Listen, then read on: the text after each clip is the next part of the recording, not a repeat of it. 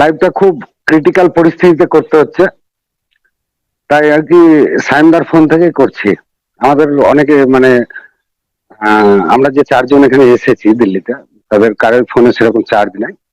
আর যেহেতু মানে পরিস্থিতি হয়ে আমি জানি আপনারা অধীর আগ্রহে অপেক্ষা করছেন, বাধ্য হয়ে আমরা মানে একটু ছোট করে হলেও একটা লাইভ করব, তার জন্য এলাম আর কি। আর বিষয়টা হচ্ছে আমরা যেখানে থাকবো আর কি, যে ঘরটাতে, তার চাবিটা এই মুহূর্তে আমাদের কাছে এসে পৌঁছয়নি। সারাদিন সকাল থেকে ছোটাছুটি ছিল, কোর্টের রায়, সফল হওয়ার খবর,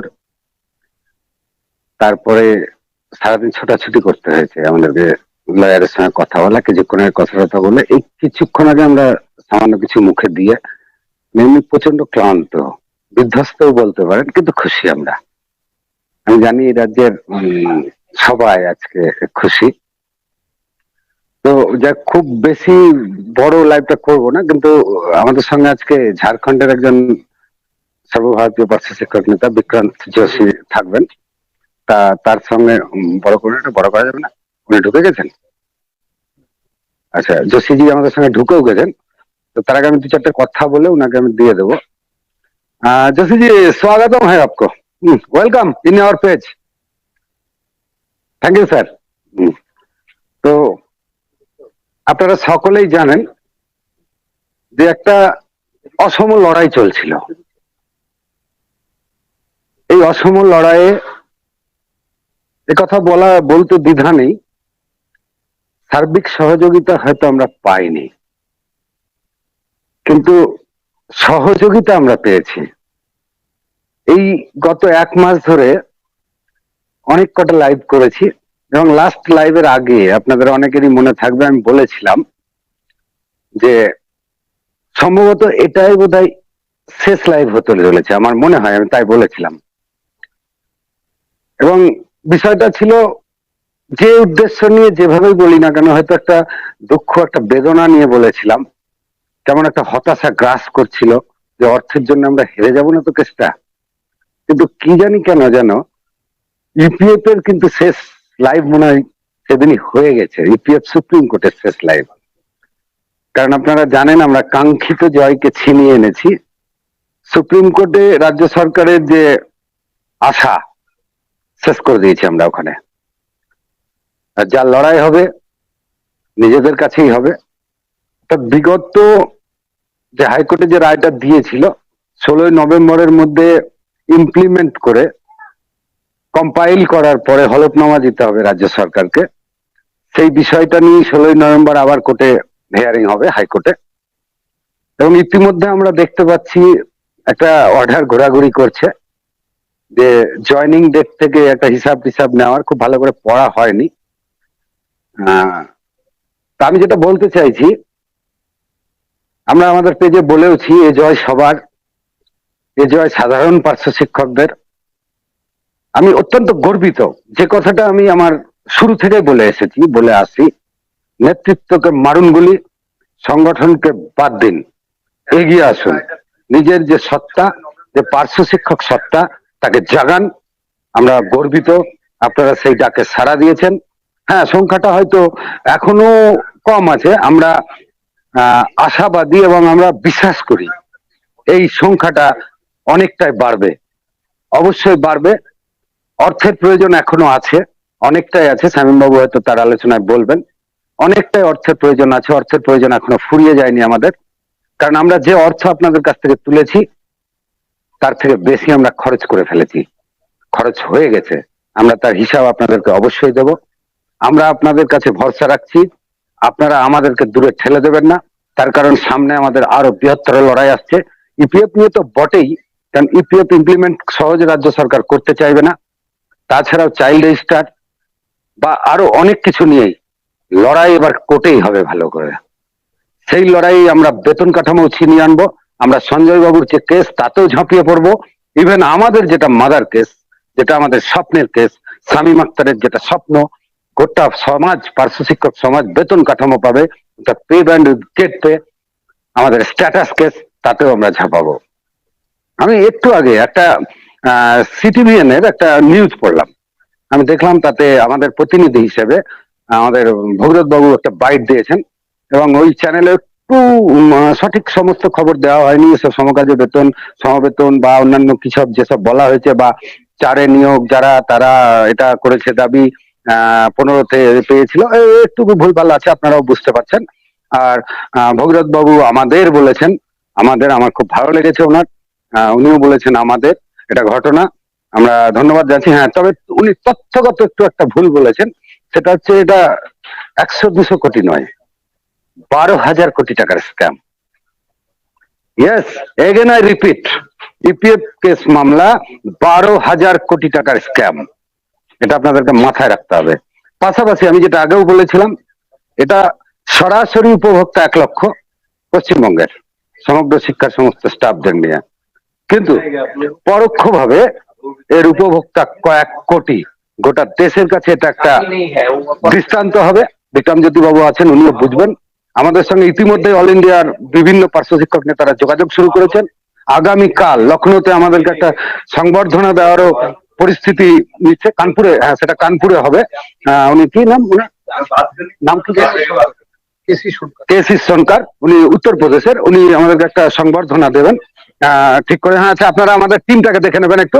operation EPF, our leader, real hero mister Shamim Akhtar, আমি গর্বিত, আমি ওনার সঙ্গে আছি, আমি থাকতে পেরেছি, আমি ধর্ম আছেন আমাদের সঙ্গে। আমাদের মিনময় বাবু, আপনারা জানেন মিনময় বাবু কিন্তু সমন্বয় সমিতির লোক নয়, সমন্বয় সমিতির 12 জনের সদস্য কিন্তু মিনময় বাবু নয়, কিন্তু উনি যেভাবে আমাদের সাথ দিয়েছেন আমরা সত্যি কৃতজ্ঞ। আছেন আমাদের আসল লোক, যিনি হিসাবটাকে সঠিক ঠিকভাবে রাখছেন। হিসাবটা আরো লোক আছে, কিন্তু তাদের মধ্যে একজন উনি, যিনি হিসাবটা রাখছেন, সঠিক হিসাবটা আমরা দিতে পারছি, সেই আমাদের তপন বাবু, তপন হাজরা। আছি আমি অলোক সরকার, আপনাদের ঘরের ছেলে, আমি আপনাদের সঙ্গে। ও সরি, এখানে একটু ডিস্টার্ব হচ্ছে, আমরা একটু দিকে স্কুলে যাবো, ওকে একটু কোঅপারেট করবেন। যাই হোক, আমাদের সঙ্গে মিস্টার বিক্রান্ত যোশী আছেন, উনি খোলা আছে, सॉरी सॉरी। तो जोशी जी आप आइए, और सॉरी आप आइए, आपकी जो बातें कुछ बोलकर हम लोगों को तसल्ली दीजिए। इस केस की जो गुरुत्व है, इम्पोर्टेंसी है, वो आप बताइए, और इस केस से पूरे देश का पैराटीचर कैसे, वो भी आप बताइए प्लीज, मिस्टर विक्रांत जोशी।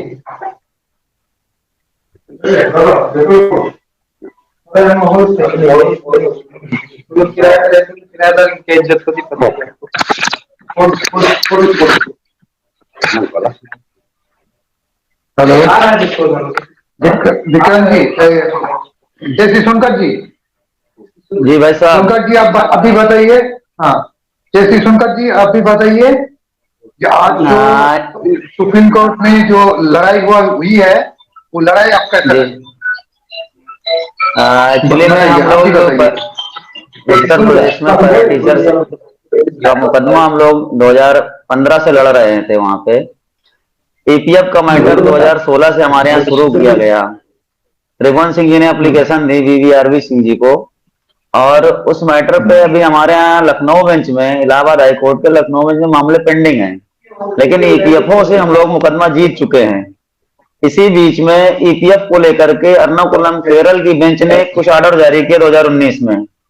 जो मैटर अभी लगातार 6 दिन सुनवाई हुई, अगस्त में 6 दिन लगातार सुनवाई किया कोर्ट ने, करने के बाद उसे रिजर्व करने के बाद उसका डिलीवर्ड किया ऑर्डर, यू ललित जी के बेंच में ऑर्डर था, उन्होंने डिलीवर्ड करने के साथ साथ उसे लार्जर बेंच की तरफ भेज दिया और उसे डिसाइड नहीं किया।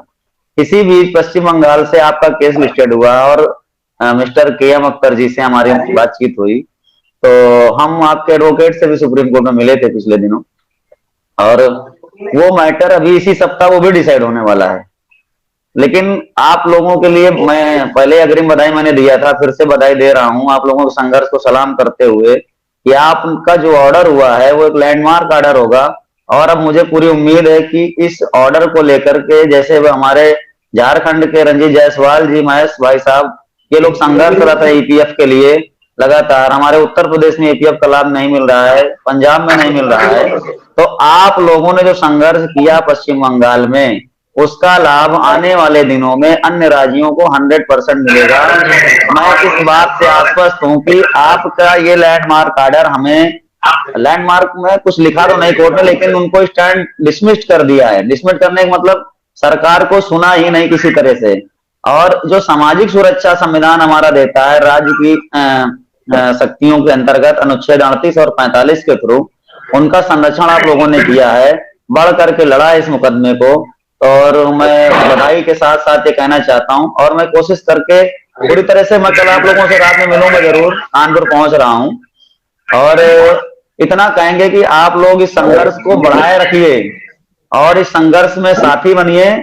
अभी बहुत लड़ाई बाकी है, ईपीएफ से ही कुछ नहीं हो जाएगा, ईसीएसआईसी की लड़ाई भी लड़नी पड़ेगी हमें, राज्य बीमा निगम की। उसके अलावा हमें रेगुलराइजेशन कैडर बनाकर, जैसे सिक्किम में, उड़ीसा में, छत्तीसगढ़ में योजना चल रहा है, पंजाब में किया आप सरकार ने, इन राज्यों में जो चीजें हो रही हैं उसका लाभ हमें पूरे देश में चाहिए। देश का संविधान एक है, देश में शिक्षा व्यवस्था एक है, भले वो समवर्ती सूची का मुद्दा है, लेकिन कहीं पे शिक्षक के साथ अगर गलत हो रहा है और उससे 10,000 5,000 रुपए में कार्य कराया जा रहा है और नियमित शिक्षक को 60,000 70,000 1 लाख सैलरी दी जा रही है, तो इस लड़ाई को लड़ना हम सब मिलकर लड़ सकते हैं। आप उस कोने से शुरू करोगे, हम इस कोने से शुरू करेंगे, कारवां बनेगा, और ये कारवां चलेगा तो चाहे जिसकी सरकार हो, किसी की हो, स्टेट में हो, केंद्र में हो, उसे जनबल के आगे झुकना ही पड़ेगा। और आप लोगों से बातचीत करके, मिल करके, आपके मुकदमे को देख के, आपके संघर्ष को देख करके मैं अंदर से बहुत गदगद खुश हूं, और फिर से बधाई देना चाहता हूं। क्योंकि जो अभी तक मुझे उम्मीद ये थी कि चूंकि मामला जज साहब की कोर्ट में, ललित जी के यहाँ, कहीं गड़बड़ाए ना, कहीं उसमें से आपको टैग ना कर दिया जाए, कहीं आपसे काउंटर ना कॉल कर लिया जाए। लेकिन आज जो भी जज साहब बैठे थे, हरकेश रॉय जी, उन लोगों ने उसे डिस्मिसल दिया। इसका मतलब ये है कि सामाजिक सुरक्षा पे पश्चिम बंगाल पे कुछ कार्य नहीं हो रहा। आप लोग लगातार संघर्ष कर रहे हैं, मुकदमे जीतने के बाद वहां इनिशिएट नहीं किया जा रहा है। ये एक तमाचा है वहां की सरकारों पर, चाहे जिसकी सरकार हो। हम कर्मचारी वर्ग के लोग हैं जो देश की सेवा में अनवरत कर रहे हैं और भारत के मौलिक अधिकारों को संरक्षण प्रदान कर रहे हैं। अनुच्छेद 21 के अंतर्गत बना राइट टू एजुकेशन एक्ट, मौलिक अधिकारों को, फंडामेंटल राइट्स पे, और हमारा ही फंडामेंटल राइट वायलेट होता है। हमें ही जीने का अवसर नहीं दिया जा रहा है, हमारी सामाजिक सुरक्षा नहीं है, हमारा परिवार नहीं है, हमारे बच्चे नहीं है, हमारे माता पिता नहीं है, हमारे ड्रीम्स नहीं है। तो इन सब बातों को लेकर के मैं आप लोगों के समक्ष निवेदन प्रस्तुत करता हूं कि इस लड़ाई को यहीं नहीं रोकना है, इस लड़ाई को तब तक लड़ते रहना है जब तक हम नियमित नहीं हो जाते, और एक बुढ़ापे की लाठी जब तक नहीं मिल जाती हमको, तब तक इस संघर्ष को नहीं रोकना है। जय हिंद, जय भारत। आप सब सभी साथियों को बहुत बहुत बधाई, धन्यवाद। धन्यवाद, धन्यवाद केसी सोनकर जी, आपको बधाई देते हूँ। मैं हिंदी बहुत अच्छा से बोल सकता नहीं, मगर समझ सकता, इसीलिए हम बोल नहीं पाते हैं। अभी हम बंगाल में चले जाते हैं। हमार प्रिय राज्य पार्श्व शिक्षक, राज्य पश्चिमबंग राज्य पार्श्व शिक्षक शिक्षिका बंधु, আপনারা শুনলেন কেসি সরকারজির সঙ্গে যে এটা অল ইন্ডিয়া বেসিসে একটা ঐতিহাসিক জাজমেন্ট হচ্ছে, দিগন্তকারী, দিক নির্ণয়কারী একটা জাজমেন্ট হয়ে গেছে, যেখানে কেসি সরকারজি বললেন যে রাজ্য সরকার ফান্ডামেন্টাল রাইট উল্লঙ্ঘন করতে পারে না। একদম তাই। আজকে যখন ট্রেনে আসছিলাম, দিল্লিতে আসছিলাম, তখন আমাকে আমার লয়ার ফোন করেছিলেন এবং বলছিলেন যে 3টে পয়েন্টে আর্গুমেন্ট। তখন যখন আমাকে বলা হচ্ছে এই বিষয়গুলো আপনি বলুন, আমি যখন খুলে বলে তাকে বোঝাতে পারিনি, একদম অকপটে স্বীকার করছি, বোঝাতে যখন পারছি না, তখন আমার বন্ধুদের সহযোগিতা সাহায্য নিলাম। তো আমি যেটা বোঝাতে পারিনি সেটা যে ভাষাতে আমাকে বোঝানোর ভাষাটা আমার ভেতরে দিয়ে দেওয়া হয়েছিল, সেটা পরিষ্কার করে এইরকম ছিল যে ইতিহাসে যে মানে সামাজিক যে সুরক্ষতা, সোশ্যাল সিকিউরিটি অ্যাক্ট, এই যে সোশ্যাল সিকিউরিটি অ্যাক্ট, এটা যদি রাজ্য সরকার ছেড়ে দিতে পারে, এখান থেকে চলে যেতে পারে, সরে যেতে পারে, যদি এর থেকে ভালো কিছু দেওয়া যায়। ইপিএফ হচ্ছে সোশ্যাল সিকিউরিটি অ্যাক্টের মধ্যে থেকে, সুতরাং সেখানে দাঁড়িয়ে থেকে পশ্চিমবঙ্গ সরকার কোনো মতেই এটা দেয়নি, ভালো কিছু দেয়নি। আরেকটা জিনিস, এই এই আমাদের সরকার পরিষ্কার করে বলেছিলেন, মানে এই রিট পিটিশনে, তাদের রিটে বলেছিলেন যে এখানে তারা স্পেশাল লিভ পিটিশন চেয়েছে, সেই লিভ পিটিশনে পরিষ্কার করে বলেছেন যেখানে অরুণাচল প্রদেশ দেয়নি, যেখানে উত্তরপ্রদেশ 2015 সাল থেকে চালু করেছে, যেখানে হিমাচল 2015 থেকে চালু করেছে, সেখানে পশ্চিমবঙ্গ কি করে দেবে? এটা কি কন্ট্রাডিক্টরি অর্ডার নয়? যদি কন্ট্রাডিক্টরি অর্ডার হয়ে থাকে তাহলে তাহলে এক্ষেত্রে কিন্তু কন্ট্রাডিক্টরি অর্ডার যদি হয়ে থাকে তাহলে কিন্তু আপনার এটা ক্যান্সেল হয়ে যাবে। এবং সেই জায়গায় দাঁড়িয়ে আমরা যদি পরিষ্কার তাকে বোঝাতে পেরেছিলাম যে একটি স্টেট যদি তার ডিপ্রাইভ না হতে চায়, আমাকে বিভিন্ন স্টেট পশ্চিম ভারতবর্ষের তারা ভারতবর্ষের যে বিভিন্ন স্টেট তারা যদি আমাদেরকে ডিপ্রাইভ করে থাকে, তাহলে একটি স্টেটও ঘুরে দাঁড়াবে, সেই স্টেটের যে চাহিদা অনুযায়ী তাকে করতে হবে এবং করার দরকার।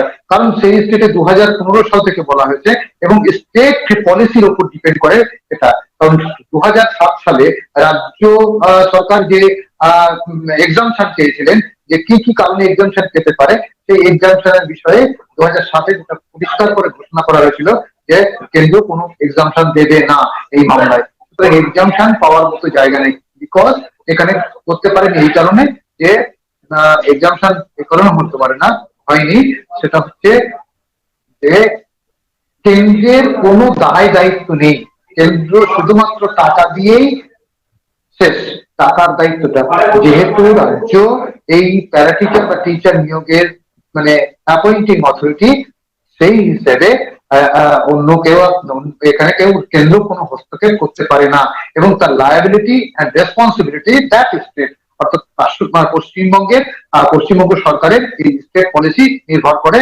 তাদেরকে প্যারাটিচারদেরকে ইপিএফ দেবে কি দেবে না। তাহলে ইপিএফ দেবে কি দেবে না যখন স্টেট পলিসির উপর নির্ভর করে, তাহলে 2015 থেকে অক্টোবর মাস থেকে ইপিএফ চালু করা হয়েছে।